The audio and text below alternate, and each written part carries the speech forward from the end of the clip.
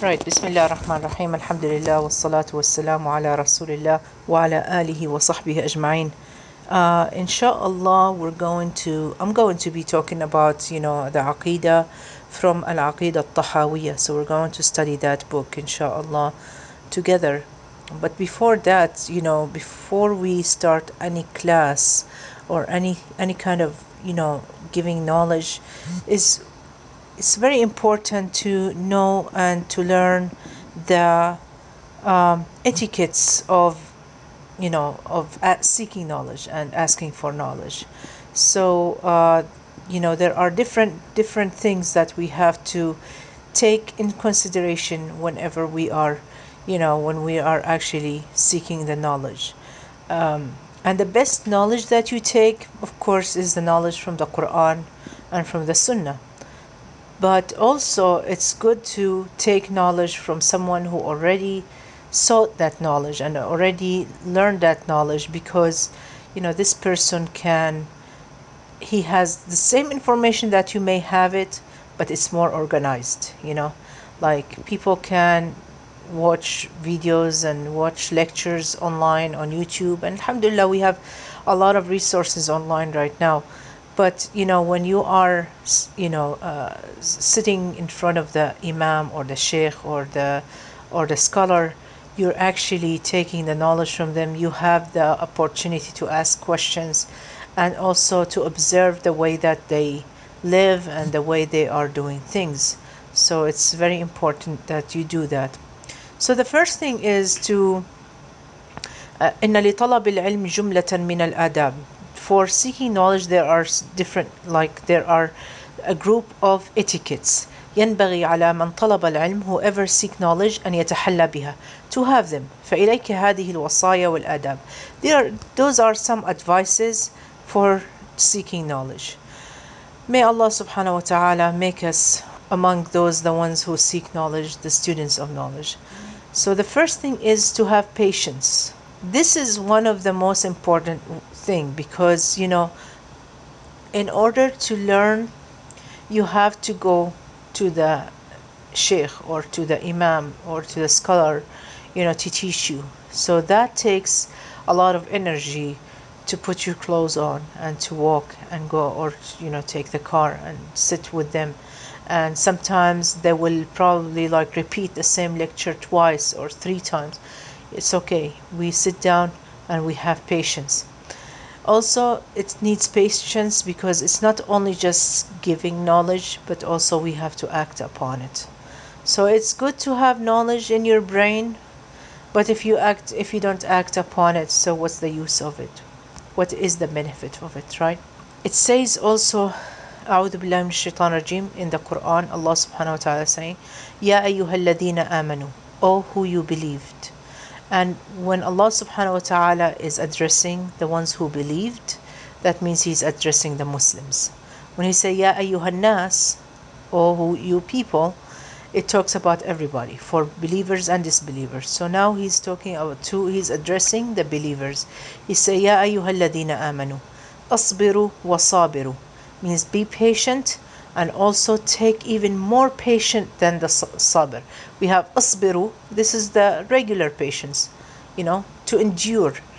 And sabiru means to take it even in an extreme, And many people talk about patience as it is like wait. So when the mother yells at her child and she say, be patient, so the child, will perceive it as, oh, wait, it means to wait. But really, to be patient is also to endure the circumstances and the situation that they're in while waiting. Okay, does that make sense? Say, وَرَابِطُوا وَاتَّقُوا. Rabitu means to stay together. وَاتَّقُوا اللَّهِ is to have taqwa. And we're going to explain taqwa inshallah in the future. But to have conscience, to know that Allah subhanahu wa ta'ala is watching us in every aspect, in every move that we are doing to Allah subhanahu wa ta'ala. And Allah subhanahu wa ta'ala knows what we're doing. And Allah is watching us. لَعَلَّكُمْ تَفْلَحُونَ. تفلحون. So you may be successful. The second thing after patience is إخلاص العمل. Al-ikhlas means sincerity. You know Surah Al-Ikhlas, قل هو الله أحد الله. It means sincerity. So what does it mean to be sincere in your work? It says that when you are doing something, is you're doing it for the sake of Allah subhanahu wa ta'ala, and to also strive for al-akhirah, for the hereafter. So not only just, doing it because I'm awesome, I want to learn. And that's one of the things that it took me a long time to learn, is like, what really does it mean, like, for me to learn? Is it like just because I want to teach, or just because I want people to say that, hey, look at me, I'm a scholar? Or is it something that I want to do it because I want to be better, and I want to get closer to Allah subhanahu wa ta'ala by this knowledge? And this is supposed to be the reason. It's supposed to be because we're doing it for the sake of Allah. It's to get closer to Allah subhanahu wa ta'ala. And the more that you have knowledge, the more you know Allah subhanahu wa ta'ala. Most people, they know about Allah. They know He's merciful. They know that He's most gracious. They know that He is forgiving. But really they don't know Him because they did not experience it. They did not have that knowledge, to know Allah subhanahu wa ta'ala. And the more you have knowledge, the more you get closer to Allah subhanahu wa ta'ala, and you learn more about Allah. And it says, وَإِيَّاكَ وَالرِّيَاء, means be careful not to have any, riya means like to be hypocrisy, basically. Riya, it means like to show one face, and inside you are a different face, Oh, mashallah, I'm here to have knowledge and everything, but inside me I'm arrogant because look at me, I am more knowledgeable than other people, And it's very interesting. I have one of the scholars, they say that, the wheat plant, when it is empty, you see it like it's standing up with arrogance. And when the wind comes, it'll take it wherever the wind goes. But when it has wheat and it is heavy with wheat, you see it like it bends down. That's a submission. It bends down. And so that's humility.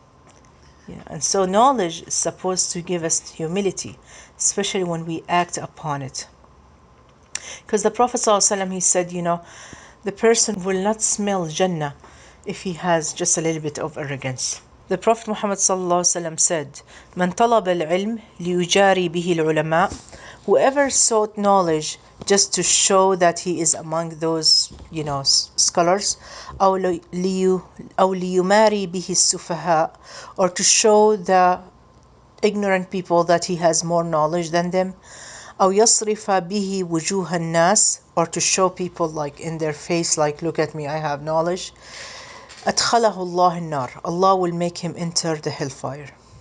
So may Allah subhanahu wa ta'ala, make us among the people who seek knowledge. Even, subhanallah, even one of the greatest scholars, his name is Ibn Taymiyyah, he used to say, no, I'm sorry, he was Ahmad bin Hanbal, rahimahullah. He used to say, I am طويلب al-ilm, not طالب al-ilm. طالب, it means to be a seeker of knowledge. Okay, طويلب is, in Arabic, when we say طويلب instead of طالب, it's the smaller version of a student of knowledge. So he even, like, although he was a great scholar, he was one of the great scholars, and even like a lot of people follow his madhab. Madhab, it means like the way that people go, like a school of thought. A lot of people are following his school of thought. So even him, a great scholar, he used to say, I am طويلب, I'm a smaller version of seeker of knowledge, or a student of knowledge. So بالجملة, in conclusion, he say, عليك بطهارة الظاهر, you should make yourself purify what is from outside, والباطن, and what is from inside. Not to be hypocrite, to show two faces, but to be what is inside is the same as outside. من كل كبيرة وصغيرة, in every small thing and everything is big, and every big thing. The third thing is saying العمل بالعلم, means to work upon what we learn, so we apply that knowledge. It says اعلم بأن العمل بالعلم هو ثمرة العلم, means know that the working, applying the knowledge by doing deeds, is the fruit of knowledge. So whatever you do of deeds is actually the fruit of the knowledge that you get. فمن علم ولم يعمل, whoever know but does not do, فقد أشبه اليهود الذين مثلهم الله بأقبح مثل. They will be like those Jewish people that they had a lot of knowledge, but Allah subhanahu wa ta'ala made a metaphor of them. Allah subhanahu wa ta'ala says in Surah Al-Jum'ah, مثل الذين حملوا التوراة, the example of those people who have the Torah, who have the knowledge of the Torah, ثم لم يحملوها, and they did not carry it and they did not apply it. كمثل الحمار, they are like donkeys. يحمل أسفارا, a donkey who is carrying books on his back. But does the donkey actually can read those books? No, right? بئس مثل القوم الذين كذبوا بآيات الله. Woe to those people who actually denied the آيات الله, the miracles of Allah. والله لا يهدي القوم الظالمين. Allah will not guide those oppressors, the people that they are oppressing. And then it says وَمَنْ عَمِلَ بِلَا عِلْم, whoever work without knowledge, فَقَدْ أَشْبَهَ النَّصَارَى, they also will be like those Christians. وَهُمُ الضَّالُّونَ, they are astray. الْمَذْكُورُونَ فِي سُورَةِ الْفَاتِحَةِ, as it is mentioned in Surah Al-Fatiha in the last verse. Fourth, دوام المراقبة. Fourth, it means to always watch yourself. In everything that you do, we have to have some self-awareness of ourselves in whatever we say. By the way, you can ask questions if you want while I'm doing it. Inshallah, it's okay. Yeah. It says عليك بالتحلي بدوام المراقبة لله تعالى. You should stay as you are always watching yourself, knowing that Allah is watching you.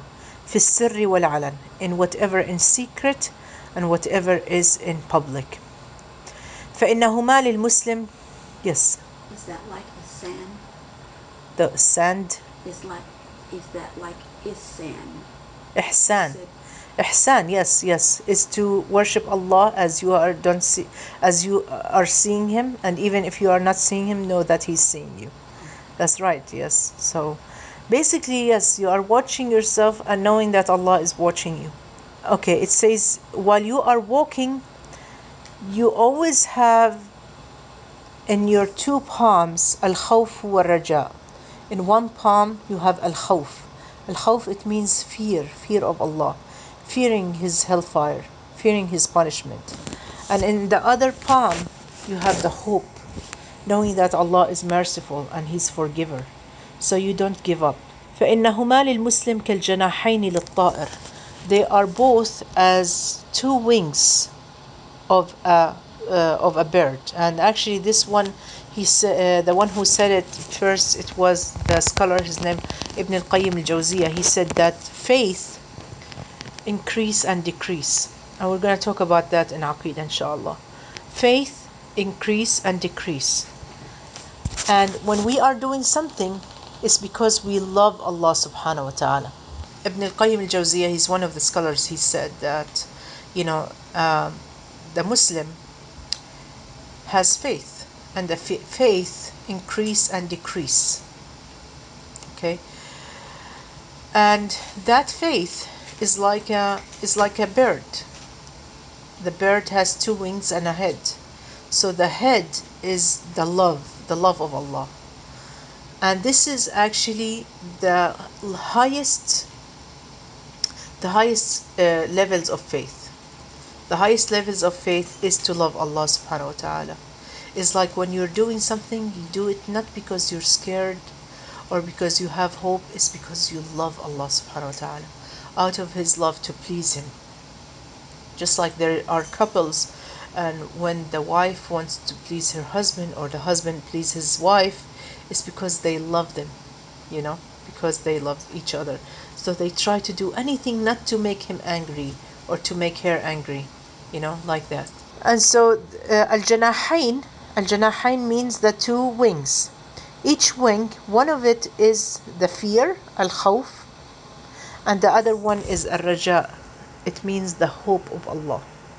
So if that love to Allah subhanahu wa ta'ala decreases and start fading away, the two things that start working here is al-khawf wa raja, is the fear and the hope. So we start being scared that, oh, Allah is going to punish me because I'm doing some sins. And when I come to Allah subhanahu wa ta'ala and ask for forgiveness, I will have hope, hoping that Allah subhanahu wa ta'ala will forgive me. So that's the lower level of faith. The lower level of faith under the love of Allah subhanahu wa ta'ala is like when the love start decreasing and my love to Allah start decreasing, you know, what happened is my faith is going to decrease too. But what is really going to save my faith is the fear and the hope. Fearing that Allah subhanahu wa ta'ala is going to punish me. So I start doing good deeds, so Allah will not punish me. And at the same time, I start asking Allah subhanahu wa ta'ala for forgiveness. So the other wing, hoping that Allah is going to forgive me, is because I'm greedy. I want that reward from Allah subhanahu wa ta'ala. I want His blessings. That's why I'm doing something good right now. Does that make sense? Know if He'll accept it. Right. So that's why we go, and then Allah subhanahu wa ta'ala will increase your iman and your faith, and you start feeling that Allah loves you. So you go up to the higher level, which is loving Allah subhanahu wa ta'ala. So now you're doing what you're doing to Allah, and the worships that you're doing to Allah is out of your love for Allah, not because you're fearing Allah, not because you're hoping that Allah will reward you. It's like all these things, it goes away. Does that make sense? It does, but I think I need to hear it again. Okay. It does make sense, but I'm trying to just really absorb it. Right. Because I focus on both sides of the equation so often. So basically, like, let's say that couple people that they love each other, and of course Allah is al-mathal al-a'la. We cannot make any comparative things to Allah subhanahu wa ta'ala, but to make it a little bit like closer, it's like when two people love each other so madly, right? In the beginning of their love and things like that, you know, they will do anything to please each other, and you know, because they love each other, you know, they don't want to make each other angry. They will just want them to even love them more and things like that. But after a while, we know that love will decrease. It's not going to be love anymore. Right. So what happened is, what really makes those couples stay together is basically respect and the duties to each other. It becomes like a duty that you have to do to the other person, right? And it becomes also that you want to do it. You do it because, you know, what did I just say? The other word. You know, it's a duty and respect, because you respect that person. However, Allah subhanahu wa ta'ala is the greatest example, and we cannot make any example to Him. But I mean, think about it this way. It's like, you know, you love Allah subhanahu wa ta'ala, you do everything because of the love of Allah subhanahu wa ta'ala. You don't think about His punishment, you don't think about His reward, you just do it out of His love. It's because I love Allah, I want to please Him. Yes. Right? Yes. But it's not always like this. Sometimes your faith or my faith is going to decrease. And in this case, what we do is, at this point, this is where the two things start playing in, taking that role, which is the fear and the hope. So I'm doing something good because, oh, I'm hoping that Allah will reward me because I'm doing that thing. So I start expecting that Allah is going to reward me because I'm doing something good to Him. You see what I'm saying? Which one is the lower one? Those are the fear and the hope. you said one of them you said is the lower one. No, those are two are the lower. The highest is the love. So that's the third one. The highest. It's the first one actually. So fear and hope are the wings. Yes. And the head Is the love. is the love. Right.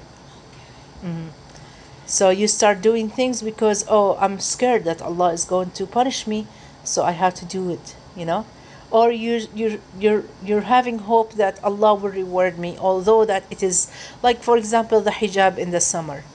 We know that sometimes it's really hot and we don't have any option but to wear that hijab.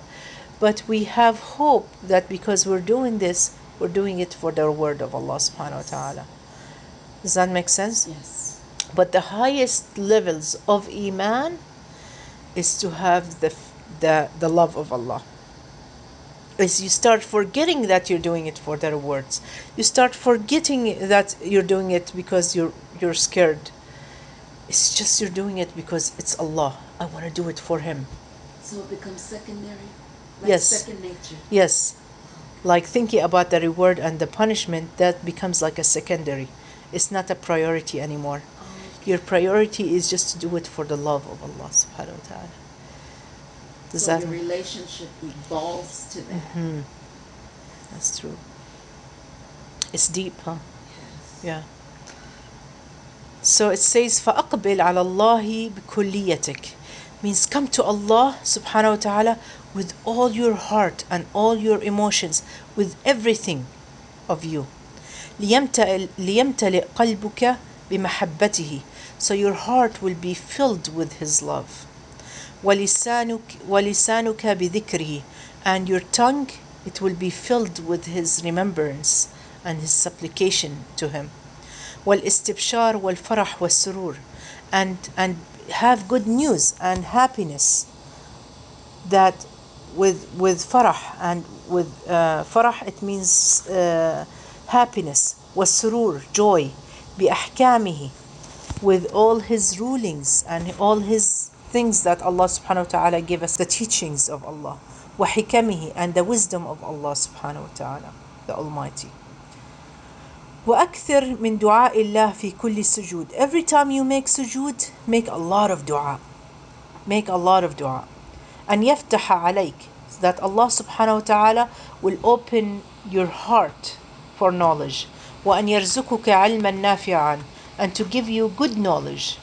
And this is something that I always think about it and always ask myself, is there a bad knowledge? Do you know if we have bad knowledge? Yes, it doesn't have any benefits, right? Yes? Yes. Like, for example, knowing how to do sihr, for example, no magic. That's a bad knowledge, right? Right. Yeah. Or knowledge how to harm people. That's a bad knowledge. Yes. So we should ask Allah subhanahu wa ta'ala to keep us away from the bad knowledge and give us good knowledge. So ask Allah subhanahu wa ta'ala for good knowledge. So you say, Allahumma rzuqni ilman nafi'an. إذا صدقت مع Allah, if you were honest and you were truthful with Allah subhanahu wa ta'ala, وفقك وأعانك, Allah will give you success and He will help you. Now, you were saying that we should make a lot of sujood. Right. Now, in sujood, I keep coming across different ways to enhance my dua in sujood. Right. Like, for example, when I ask to say, is it called Ibrahim? Allahumma salli ala Muhammadin وعلى آل محمد كما صليت على Salatu Ibrahim? الصلاة الإبراهيمية. Salat Ibrahim. Yes. That when you make the dua, you should begin the dua with that, and then end the dua with that, and then also recite Al-Fatiha. Not necessarily. But you're trying to do all these different things. Yes. Which one? Because you're trying to get the maximum in sujood, making your duas like, I want to open every door that will get me the maximum benefit of that sujood in that dua. So when you're doing sujood, it's like to prostrate to Allah subhanahu wa ta'ala when you put your forehead on the ground. As-Salah al-Ibrahimiyya, you usually do it while you are doing julus, when you are sitting down after you say ashhadu an la ilaha illallah, ashhadu anna muhammadan rasulullah, then you say Allahumma salli ala Muhammad wa ala ali Muhammad. Does that make sense? So now when you are making sujood, what is the best form of dua to do? The best form of dua is to do the dua that the Prophet Muhammad sallallahu alaihi wasallam. Try to learn the duas are the ones that they are in the hadith or in the Quran. There are some Quranic duas and there are some hadith dua. You know, like for example, in the Quran where it says the people, the young men who went into the cave in Surah Al-Kahf, what did they say? They say, رَبَّنَا آتِنَا فِي الدُّنْيَا حَسَنَةً وَفِي الْآخِرَةِ حَسَنَةً وَقِنَا عَذَابَ النَّارِ.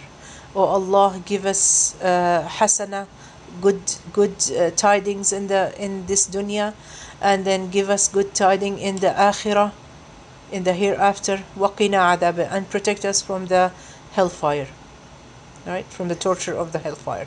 So that's a dua that those men did say in the Quran, and we can use it also in our prostration. The other duas that we can do is the duas that the Prophet Muhammad ﷺ taught us. For example, one of the duas says, Ya muthabbit al-qulub, or the one who makes the heart steadfast, thabbit qalbi ala dinak, make my heart, Ya muqallib al-qulub, and also the one who turned the heart between his fingers. That's what the Prophet Muhammad ﷺ, he said that Allah subhanahu wa ta'ala turned the hearts between his fingers. And so you say, thabbit qalbi, make my heart to be steadfast. So that's another dua that we can say also in the hadith, right? And there are the duas that we can say from our heart. We say it from the deep from our heart. And just just pleading to Allah subhanahu wa ta'ala. Yes, speaking from your heart, using your own words, talking to Allah subhanahu wa ta'ala. That's a way we communicate with Allah subhanahu wa ta'ala, by us making dua to Allah. But now the question is like, how does Allah subhanahu wa ta'ala communicate with us? The Quran, yes, the words of Allah. Yes, the words of Allah. That's what we're going to be studying also in the Aqidah, about the words of Allah subhanahu wa ta'ala. So we ask, so if you ask from your heart in your sujood, and you supplicate to Allah subhanahu wa ta'ala, Allah will give you, if you were honest to Him, Allah will give you and help you, and He will even put you in the same level of the scholars, inshallah. So the first thing, as we said, as-sabr, it means to be patient. Second, ikhlas al-amal, to be sincere in what you do. ثالثا العمل بالعلم, is to apply the knowledge, to do the knowledge that you take. And fourth is دوام المراقبة, and always watching yourself. 5, and it's a very important one, اغتنام الأوقات, means to make a use of your time. Don't waste time. To make a use of your time. There is like a poem over here. It says, أيها اللبيب, O you smart person, بادر شبابك, means use your youthful time, prime, وأوقات عمرك بالتحصيل, and the time of your age by collecting knowledge. ولا تغتر, and do not be arrogant, بخدع التسويف والتأميل, by just dreaming and dreaming. فإن كل ساعة تمضي, each hour that passes from your من عمرك, from your time or from your age, لا بدل لها, it will not be compensated. ولا عوض عنها, and Allah will not put another age or time for you. واقطع ما تقدر عليه من العلائق الشاغلة, and try to minimize your free time. والعوائق المانعة, and try to remove all the circumstances that can prevent you from taking any knowledge. عن تمام الطلب وإبذال الاجتهاد, and always strive. وقوة الجد, and have also strength while you are taking that knowledge في التحصيل, while you are collecting that knowledge. فإنها كقواطع الطريق, that knowledge you can find it as like stations in your way. So you're going in your way, and you can find it in your way. You can meet, it can be here or there. ولذلك استحب السلف التغرب عن الأهل, That's why the people, as-salaf, means the people, the ancient people, the people like that, the ones that they came at the time of the Prophet ﷺ, and even at the time of the prophets, and even after the prophets, the one that they were seeking knowledge. It says they were strangers from their own family. That means they took some time off with them for themselves to seek knowledge. Some of them, they actually traveled miles and miles to go and meet this scholar to get one lecture from him.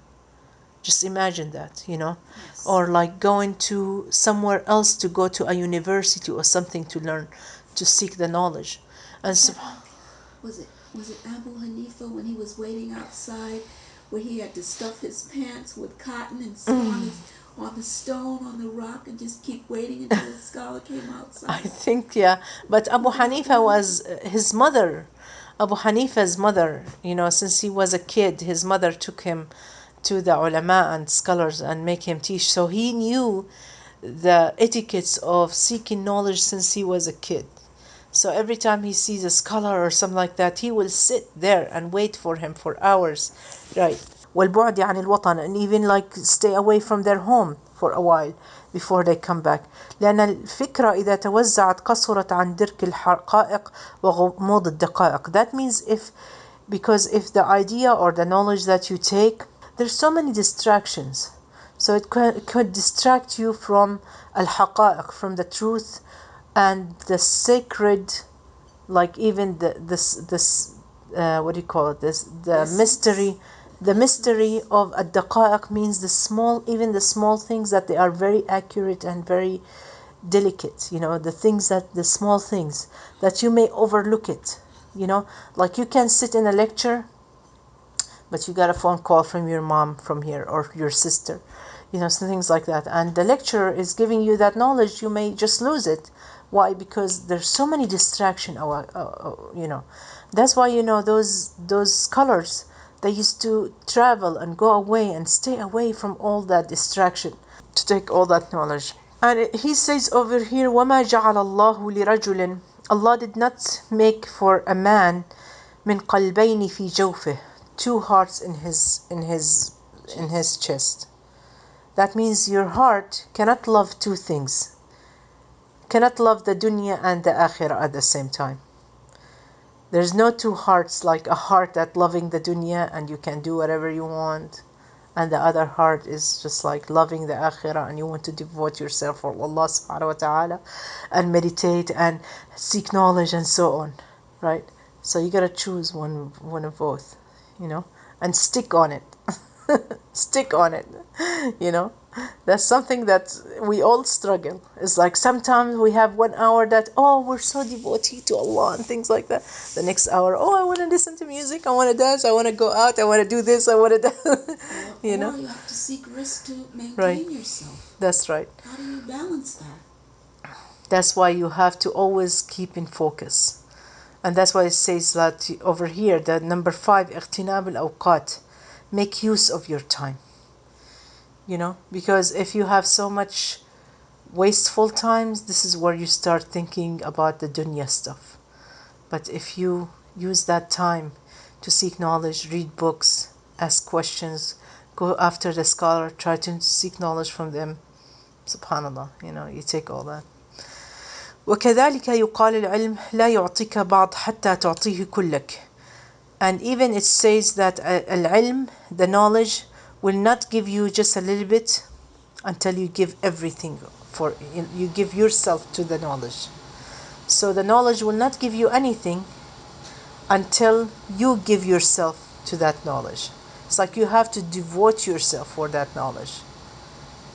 You know, basically you will not earn your certificate or your degree unless you actually enroll, right? Pay money, go to classes, sit in the classes, listen to your teacher, do your homework, do your testing, and then get your degree.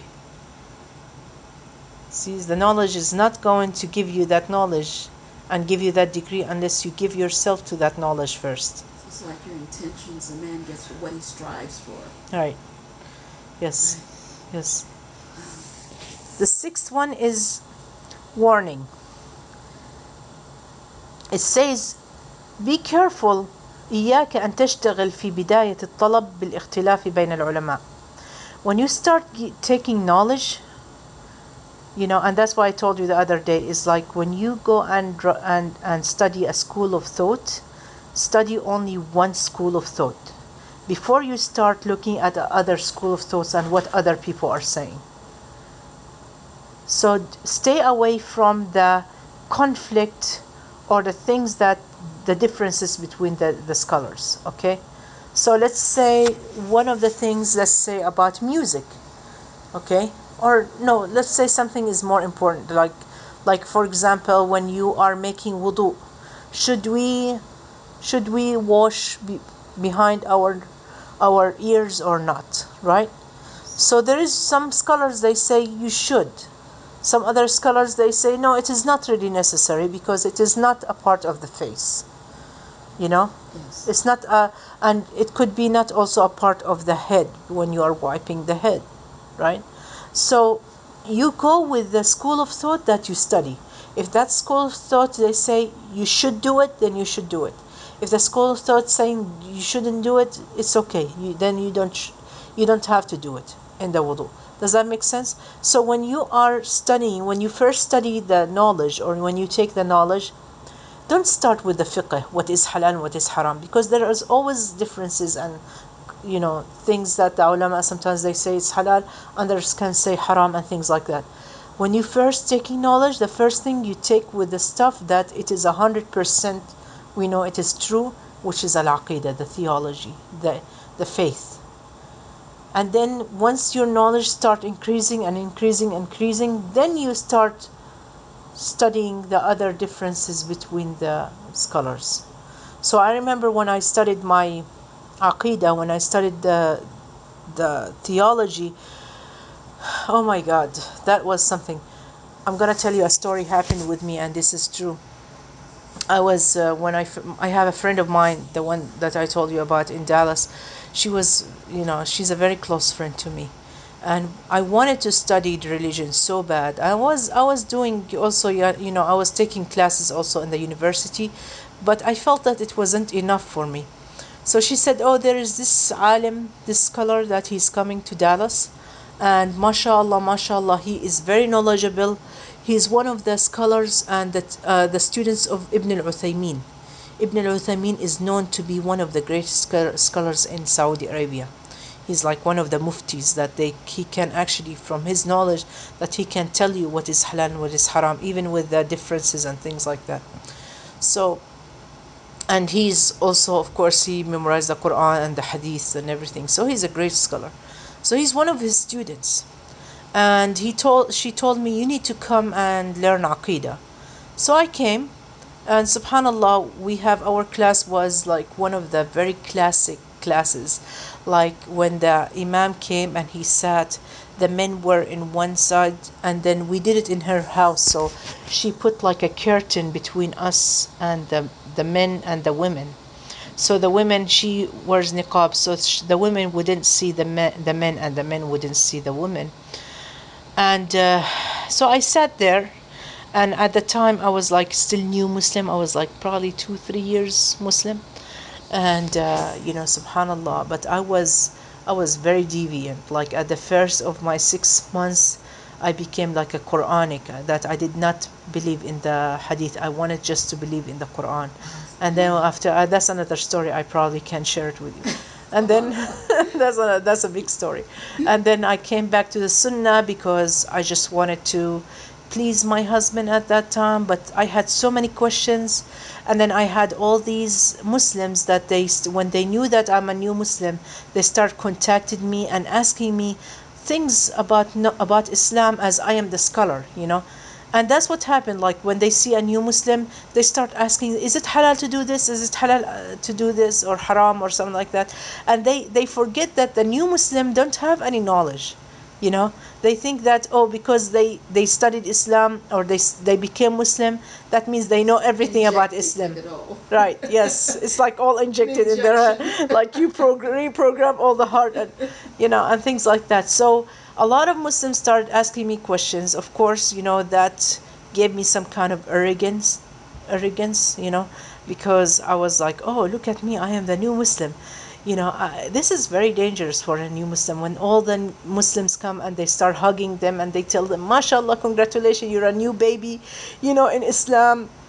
You're gonna go to Jannah and things like that. This is like they just bought their ticket to Jannah or something like that, right? And so I was like this. I thought that, oh, I have all the knowledge now. I am a Muslim. A lot of people come and ask me questions. I feel exactly. I feel like I have so much importance. Allah had to break my nose, by the way, to teach me a big lesson.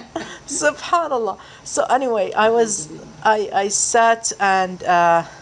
I came to the Imam and I told him, look, Imam, I am Ruba and I do da'wah to the non-Muslims, and I have my own website, and my own website have a lot of answers of questions from the Muslims and non-Muslims. I have my own blog, things like that, blah blah, tried saying all these things. So the Imam got so quiet. Wow. And that scared me actually, because he said, you want to be in my halaqah? And I said, yes, of course I want to be in your halaqah. He said, well, if you want to be in my halaqah, you need to take your website down. That's what he told me. He said, you need to come and sit down like you don't know Islam or nothing about Islam. It's like you're sitting over here and you need to learn everything from the scratch. Exactly. Be quiet, don't say a word, and just hear what I'm saying. And you're not allowed to ask any questions in the beginning until I finish my lectures. That's what he said. He said, I'll allow you to sit right now. And that was really devastating for me, because it's like, my website, I tell you, I had my Facebook, I had my website. It's like a mansion for me, because it took me months to build it and to put all that information. And then now I look back and say, subhanallah, it was a good thing that he asked me to do that, because a lot of information that I used to put in there from like Shia websites, from Ismaili websites, from like non-Muslims websites, like from even like Baha'i and things like that, that all the information, I thought that that when I get my information, I used Google and things like that. So I thought that, oh, this is a website, it looks Muslim, then okay, it is true, then I'm gonna take the information from there.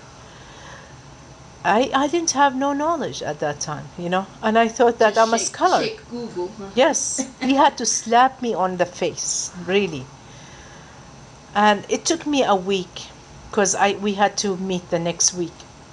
So it took me a week doing istikhara and praying about it and asking Allah help me.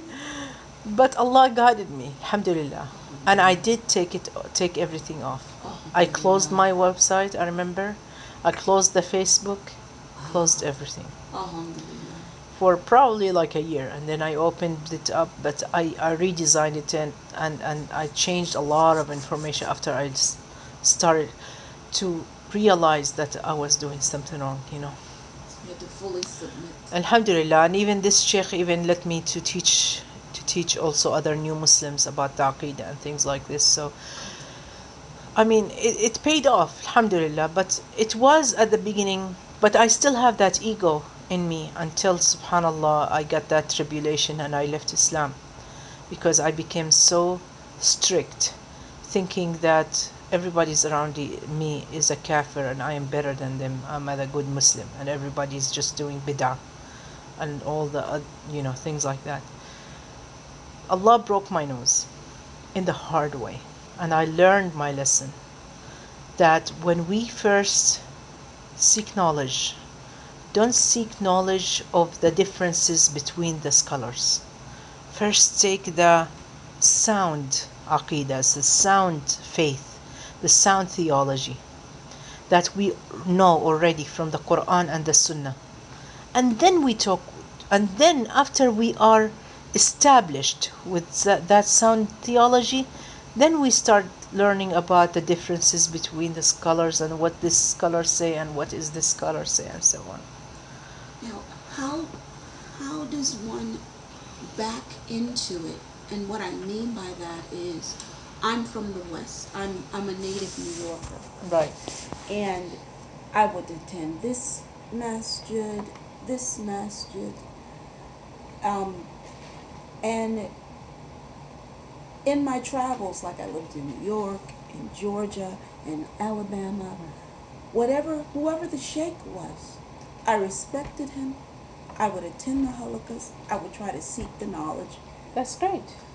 Yeah, but if one is following one school of thought, another Yes. one's now your Islam, who you are, your veil, and what you're wearing, and how you're practicing, and you're how you communicate with Allah subhanahu wa ta'ala and hoping that He accepts your deeds is a culmination of these different places that you've That's true. traveled. And that's why, as a new Muslim, and even the Muslims who are raised here too, it's, just do your best, and Allah will see your hearts, like this. But if you have the opportunity to sit in front of a scholar and learn from them the aqidah, the theology, and the fiqh, and all these things, and the seerah, the biography of the Prophet Muhammad sallallahu alaihi wasallam, and all these things, then it's better to sit with that imam and take his knowledge, Alhamdulillah, right? Allah guided me But to you to be my I'm not guru. a scholar, but I mean, I can give you whatever I learned. Alhamdulillah. But the other people, I'm saying, like the other people that they are just following whatever the imam say, it's fine, as long, if the imam, they give them, then they follow. But also, they're not supposed to be just blind and just following blindly that scholar. They have the right to ask the imam, okay, you gave us this fatwa, what is halal, what is haram. They have the right to ask, where is your proof? Where did you get that fatwa from? Where is the ayah from the Quran that say that? Or where is the hadith, that's really, uh, uh, proof what you're saying, or support your say, Does that make sense? Yes.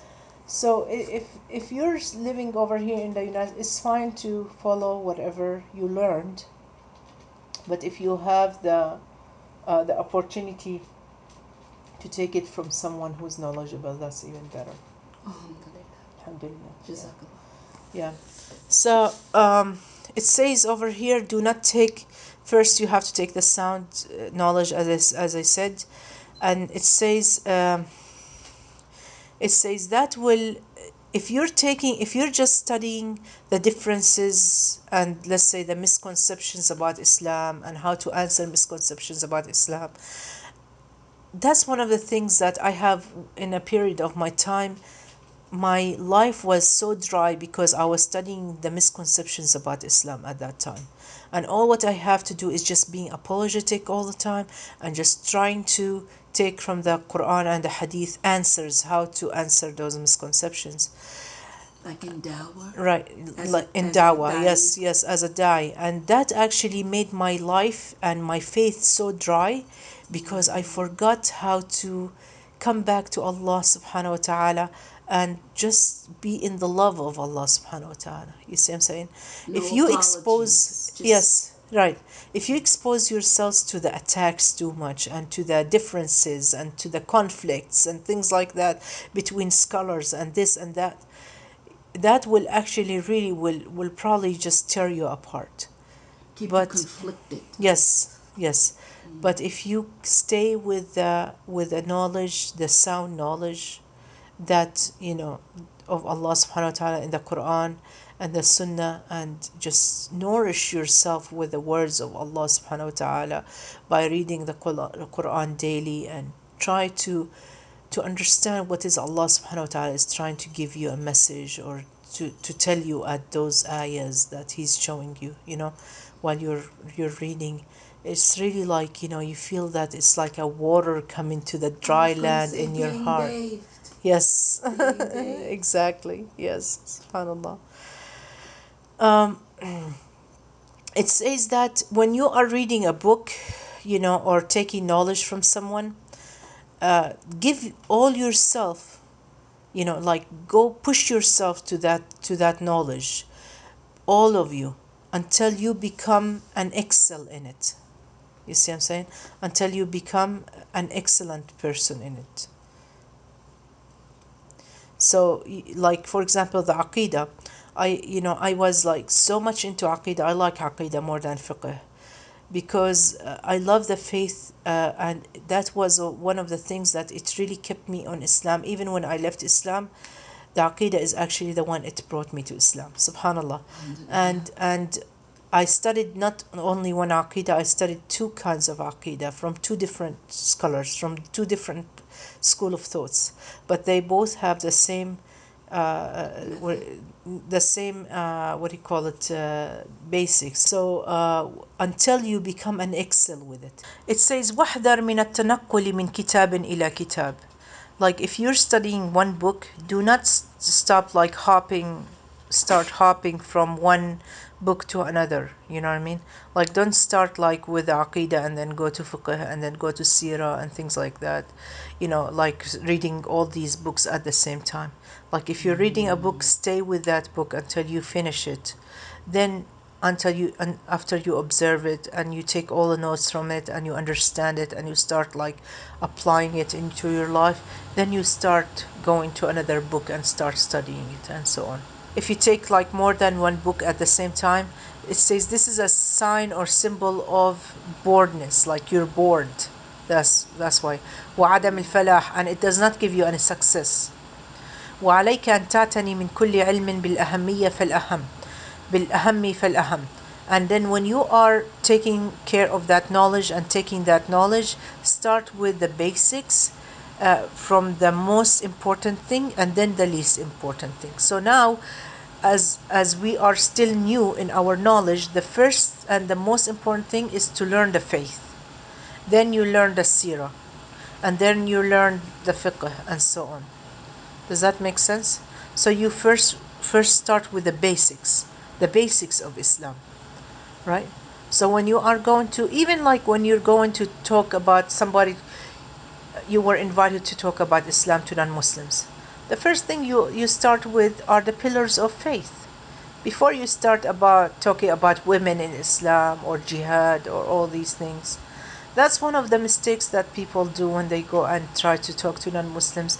They start with the things that they are not important in Islam. Like, yeah, they are important in Islam, but they are not the foundation of our Islam. Does that make sense? Yes. Yeah. So after the faith, you said next comes What is it? You said first Oh, the faith, and then basically al-aqidah, yes, and then no, aqidah comes after the faith. no, al-aqidah, which is the faith. Aqidah, it means the theology, it means the faith, the foundation of the faith, and then you learn the pillars of Islam, which is how to pray, how to do zakah, how to do hajj, all these things. And then it's good to learn also the seerah, which is the biography of the Prophet Muhammad sallallahu alaihi wasallam, and usul hadith, and the principles of hadith, and then fiqh, you know. Now I know our sheikh over here, our imam I think he's specialized in fiqh, mashallah, he's great. Okay. Seventh and the last, no, it's not the last, it's before the last. الضبط والإتقان. الإتقان means to be excel in what you do. Like to be accurate and to be, what do you call it, punctual, and to be excel and to be like skillful in what you do. Does that make sense? الضبط والإتقان, to be organized, well organized, to be also skillful in what you take of knowledge. So don't just take it and then say, okay. Now that's one of the reasons that I am actually studying with you the Aqidah, is because me, after all these years, I haven't read anything from the Aqidah for a while. So it's good to keep revising and reviewing until it's fresh. Yeah, until it's really synced in you and you start being skillful with it. You know what I mean? Like basically when you are memorizing Quran, one of the ways to memorize Quran, it's actually the only way, is to keep repeating what you say. over and over and over the same ayah, the same verse, until you memorize it. It sinks in, and you excel with it, right? You Yes. become you become skillful in reciting it, right? And the same Yes. thing with any kind of knowledge, not only with the Quran. Same thing with the theology, the same thing with the seerah, the same thing with a lot of things, even the seerah, you have to read the seerah at least one. They say you have to read it at least once or twice a year, so you become very skillful with the biography of the Prophet Muhammad SAW. Because by the time you start forgetting, we start forgetting the stories of the Prophet, and we start like mixing between the two stories and so on. If we don't revise, we have to always revise the knowledge that we learn. Where does the tafsir of the Quran fall? Oh, okay. Where That's does also that fall? Is that in the that's under also the is that under Aqidah? the That's in the tafsir of the Sirah? Quran. Yes, That's in tafsir. the Sirah? Reading the Quran and tafsir of the Quran. This is supposed to be ongoing thing. You see what I'm saying? It has to be from day one to read the Quran always, and read the tafsir to understand the Quran and so on. So the tafsir is Yes, ongoing. but of course, there are scholars that they are certified in explaining the Quran, and doing tafsir. So now let's go to the eighth thing. It says مطالعة الكتب. It means reading books. Reading books. It says after you memorize the basic books and you excel with it, with the explanation of it, وتضبط ما فيها من الإشكالات والفوائد والمهمات, and even like knowing what other scholars they say about this book, and what are the problems that some writers make mistakes, so other scholar will come and try to correct that mistake by commenting on that book and making some corrections, right? Like for example, the tafsir of the Quran for Ibn Kathir, right? We know he's a great scholar, right? He's an awesome scholar, and he's very knowledgeable, and he did tafsir for the whole Quran. But some stories that he used, he took them from the Bible. We call them Israeliyat, things that they are from the Bible or from the traditions of the Jews. You see what I'm saying? So some later scholars, they read his book, and they took these out, or they commented on it, and they say that this is Israeliyat and so on. And now we have a new version of Ibn Kathir, which is a shorter version of the tafsir, and it doesn't have all these mistakes that Ibn Kathir he did. They took it out. Does that make sense? So it says that after you memorize the most important thing of those books, and you know what are the differences, other scholars what they did, والفوائد والمهمات, and the benefits and the useful things that you take from that books. It says انتقل إلى بحث المبسوطات. It means you go after this to the books that they explain those books. So for example, we have the tafsir Ibn Kathir, he made a tafsir, but there are other scholars who made a tafsir for tafsir Ibn Kathir. So after you take the basics, then you move to the more books that they make. Like now Al-Aqidah, we have Al-Aqidah Al-Wasitiyah, is probably just 50 pages. Al-Aqidah Al-Wasitiyah, it's called the Theology of Al-Wasitiyah. The one who wrote it is Ibn Taymiyyah. It's only like 50 books. It's a very small book talking about the basics of faith in Islam. But it's very distilled. It's very like condensed, condensed and concentrated. Okay, there are tens of scholars. They explained his books. But first, you have to learn this small book, and you have to memorize it. Then, after you memorize it, you make it sink. You understand it. Then you go for the other tafsir and see what other people. Tafsir, it means explanation. To see the explanation of that book, what did they have to say, and things like this. Does that make sense? So it's good to read other books. And then you start making your own opinions about these books. Like after you have all that knowledge, then you will have the opportunity to put your own thoughts about it, and your own, first you take, right? Like it's basically like the same thing when you are studying for elementary and kindergarten and then elementary. Are you okay? Yeah, go for it. It's okay. So it says that like if you're in a school, first you take the elementary, you start with the letters, and you start with the math 1 2 3 4, right? The basics, and then you go to elementary, and until now you don't put any kind of your own researches in it, not even when you get to high school. When you start putting your own research and your opinion and your studies is basically when you get to a graduate school, to the master and PhD. Yeah. The same thing also with the knowledge. Unfortunately, we see some Muslims, they start putting their own opinions and what they think and what they don't think about the knowledge, Right. and they don't know anything about their Islam. You see what I'm saying? What an awesome way to look at it. Right? Yes. Yes. Thank you. Yeah, basically that's right. Yeah. After hearing So after hearing you say that, it makes you want to be quiet and never say any. Someone asks you a question, you just want to say no, nothing. it's okay to put your own knowledge and just say your own knowledge, right? But if you don't know, or if someone doesn't know, this person shouldn't be like putting their own opinion. Oh, I think this is right. Unless you know the dalil and the proof from the Quran and the Sunnah, they shouldn't be just like giving their own opinion on things and make fun of what the Imam says or something like. You know what I mean?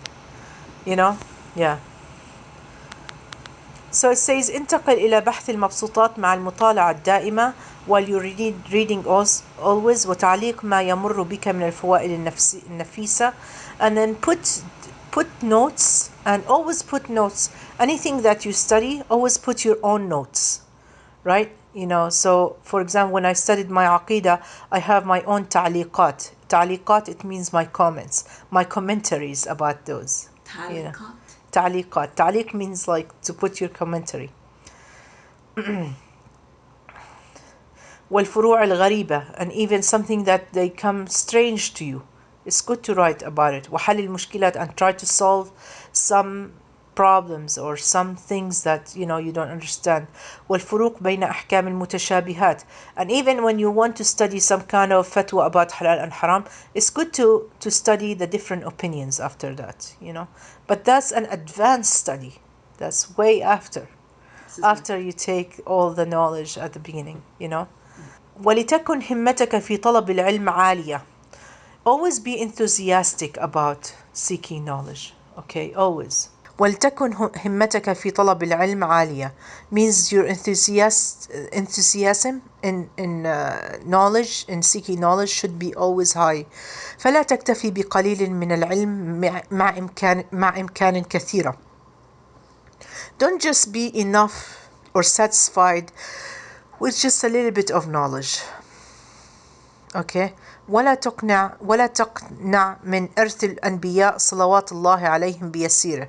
And even like whatever we get from the prophets, peace be upon them, of knowledge, don't be just taking just a little bit of that knowledge of these prophets. You see what I'm saying? ولا تؤخر تحصيل فائدة. And even if you know there is a class that is going on in the masjid, don't say, oh, I'm not going this, I'm going to postpone it and come like next time when he starts this course again or something like that. No. When you have knowledge and you know there is somebody who's teaching some kind of knowledge, go for it. Respect that knowledge. Yes. ولا يشغلك الأمل والتسويف عنها. Don't say, that means don't just wish. Go for it. Don't just wish, oh, I wish that I have knowledge and things like that. And you know that there is a halaqah happening in the masjid, and you say, oh, I wish I have knowledge, and you know there is some kind of knowledge happening. that somebody's teaching it. So go for it, It says ولأنك إذا حصلتها في الزمن الحاضر, if you take it in your present, حصل في الزمن الثاني غيرها, in the future you will take more knowledge. You see what I'm saying? So if you, let's say that there is a course going on in the masjid, right? Don't postpone and say, okay, next time I will take that course. No, take it now, and next time there is another course, so you take the other course too. So you gain two knowledges. Does that make sense? Yeah. Or Allah, once you have one cup that's empty and you fill it, Allah will give you another cup to fill. Alhamdulillah. That's true. واغتنم وقت فراغك ونشاطك. Use that time and use that energy that you have, and use even the health that you have before you become really old or you become really sick. Like use your time now before it is too late. In other words, Isn't there a hadith that speaks about 5 things? Is it like your youth اغتنم. before you're old? Right. Your wealth before you're poor? Right. Yeah, I don't. It's Yeah. 5 things. Yeah. And the ninth, I'm sorry, there are 10. So the ninth, اختيار الصاحب. Choose your companion, your friend. It says, make sure اتخاذ صاحب صالح. Make sure that you take a good friend. كثير الاشتغال بالعلم. A friend that he likes to seek knowledge all the time. جيد الطبع means he has good manners. يعينك على تحصيل مقاصدك, that will help you to reach your aims and your goals. يساعدك على تكميل فوائدك. He will help you, or she will help you to complete yourself. فوائدك means the benefits that you do. So complete the benefits that you do. وينشطك على زيادة الطلب, and he will activate you and what do you call it, push you, motivate you to have more knowledge. ويخفف عنك الضجر والنصب, and he will ease it up when you are bored. So when you're bored, he will come and motivate you and try to let you go, right? موثوقا بدينه, his religion should be trusted. وأمانته, and to be trustworthy. ومكارم أخلاقه, and good morals. ويكون ناصحا لله غير لاعب ولا لاه, means to be always giving advices about Allah subhanahu wa ta'ala, and not to be a person who is a player, does things like worldly things and so on. And then وإياك وقرين السوء, be careful from the bad companion or the bad friend. فإن العرق دساس, means he can be sneaky, he can be deceiving. والطبيعة نقالة, his mood can swing between good and bad. والطباع سراقة, and he could drag you to do the bad things. والناس كأسراب القطا مجبولون على تشبه بعضهم ببعض. It says that the human beings, people, are like soil, that they can mix together and they become as one. Does that make sense? Like you can take from my morals, I can take from your morals. We absorb. We start taking from each other, right? Yeah. So take the good things. فاحذر معاشرة من كان كذلك فإنه المرض. Be careful from these bad companions, because they are like disease, they're contagious. والدفع أسهل من الرفع, and so on. Because pushing is easier than lifting up. So instead of lifting you up, they're pushing you to do the bad thing. You see what I'm saying? Pushing you down, maybe. Dafa means pushing you down, instead of الرفع means going up, uplifting, right? Yeah. Finally, and the 10th, التأدب مع الشيخ. Be respectful to your sheikh. And this is very important. This is one of the problems that we have in the masajid, that people, they want transparency, which is not bad, that's good. That's good to have transparency, to have the sheikh explaining everything, to have the, the management explaining everything, to have everything with you. But also it is wrong for the people to keep, stepping on the toes, harassing the imam and stepping on his toes, and always like, against them and everything. Always, they have to have adab, they have to have some kind of etiquettes and morals towards their imam. احرص على اتخاذ صاحب صالح. Okay, we already talked about بما أن العلم لا يؤخذ ابتداء من الكتب. As we said that the knowledge is not taken only from the books, بل لا بد من شيخ تتقن عليه مفاتيح الطلب. You have to have a sheikh or somebody that you will excel and you will be skillful in the knowledge that you take. لتأمن من الزلل. So that sheikh will help you from falling, from falling, right? Because even like if someone wants to let's say someone wants to learn how to recite the Quran, tajweed cannot be done by just reading books. You have to read it on a sheikh. You have to have somebody that you can recite Quran on them, because they can listen to you, and if you make mistakes they can correct you. The same thing also with any other knowledge, not only the Quran, even the Aqidah, even, people can fall into the mistakes.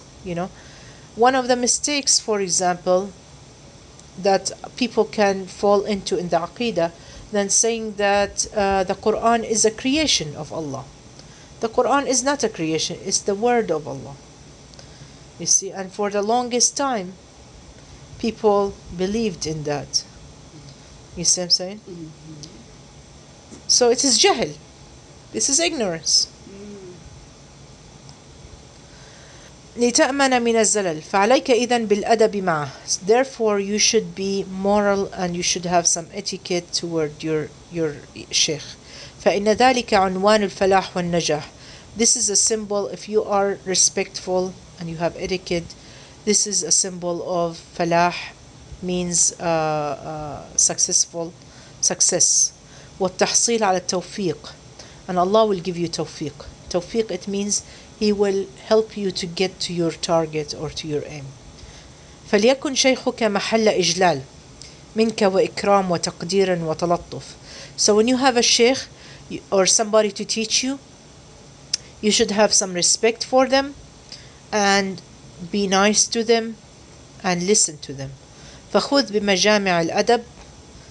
So take what is morally accepted, مع شيخك, with your sheikh, في جلوسك معه, while you're sitting with them, والتحدث إليه, and while you are talking to them, وحسن السؤال. Even when you are asking a question, don't be arrogant or be like, asking question disrespectfully. Yes, be humble, right? والاستماع, and listen to the answer. Like if you know someone who's asking 50 questions at 1 minute, like they ask question and then the imam starts answering, and before the imam starts answering, he just shoot him with another question. That person is arrogant. He's not really listening to the question. وحسن الأدب في تصفح الكتاب أمامهم. Even when you are reading the book in front of them, like there are some sheikh will tell you, okay, you read that book, you come to me, you write your, that's how I learned the Aqidah al-Tahawiyya, that the sister who taught me, mashallah, she's a scholar. She's one of the students of Al-Buti. He's a great scholar from Syria. And she's from Syria. So she used to give me the book, Tahawiyya. I go home, I read a part of it, and then I come to her. I read my commentaries, what I learned from that book, and then she will comment back. So even if I am actually commenting and reading and putting my own opinion or what I think about that book or what I learned from that book, we should be also respectful that you are sitting in front of someone who has way more knowledge than you. So respect the knowledge. Just because, unfortunately, some people, they think that, because they studied one book of Ibn Taymiyyah or something like that, they become like scholars. They think that they are become scholars. Why? Because they read this book or that book or so, something like that. It says وعدم التقدم عليه بكلام أو مسير أو إكثار الكلام عنده. Don't talk too much in front of him. Yeah, I'm not talking about us, I'm talking about like in front of the imam or sheikh. Don't talk too much about in front of him, like you think like you know more, or even like when the imam is talking, don't interrupt him, or don't talk over him, or something like that. Okay. You can ask questions usually after the lecture, and that's probably better because sometimes you probably have that question, and while he's or she's explaining, she could answer your question. So it's better to write your question down, and then after you can ask. Okay. But there are some imams and shuyukh, by the way, who will accept that someone asks question while he's explaining or she's explaining, because they don't want the people, they want that conversation to be going on. And there are some people, they tell you, no, we don't want that. Like the imam who I learned, the wasatiyah, the one who let me take off my website and things like that. He was really strict. He was very strict. He actually kicked somebody out of his halaqah because he was very disrespectful to him. And he told him not to come back. So it happens. But you have to be careful, because some of those people, they can actually take you away to a cult or something. So you gotta be careful in what you're studying and with who and so on. And it says over here, of course, when you have a sheikh or a scholar, don't call him by his first name. So you call him a sheikh or sheikh, and even like if she's a sister, call her ustada, a teacher or something like that. You know what I mean? Yeah, like this. If you see a mistake from the sheikh,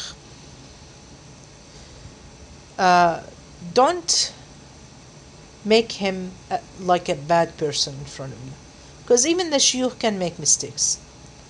Unfortunately, where we see on like if you watch YouTube and you see, the scholars, some of them, they slander each other really bad. They slander the sheikhs. They start talking bad about them. I mean, I've seen how they slander many of the shuyukh, where I feel that they are really like they're godly shuyukh that Allah subhanahu wa ta'ala gave them, but they test them really bad by the slanderers and all these things. But isn't the hadith that speaks that Yes. during the last days that Allah subhanahu wa ta'ala will take the knowledge away? Yes. Because the people Just, I don't mean, have any. just imagine. I mean, I don't understand those people that they come and really easily just slander a sheikh just because he said an opinion that they don't like or something like that. Just give the respect that this imam or this sheikh, he took time, he devoted his lifetime to study the knowledge of Allah. If it doesn't fit you, or it doesn't fit your, ahwa or your desires, that doesn't mean that they're bad or wrong. All imams and sheikhs make mistakes. They're human. Exactly. Yeah. Those are the 10 things that we have to make sure to have, inshallah, is to be patient and to be sincere and apply the knowledge and watch ourselves and use our time. And 6, to be warned of the differences and the conflict. 7 is to, when we study something, that we have to excel in it and do our best to learn it in the right way. Number 8 is to read books and to widen our knowledge in reading other books that it is related to the book that we're reading. Number 9 is to choose our friends and companions. Number 10 is to be respectful and to have good manners with our scholars. And that's it. سبحانك اللهم وبحمدك أشهد أن لا إله إلا أنت أستغفرك وأتوب إليك. Astaghfirullah, Ustad.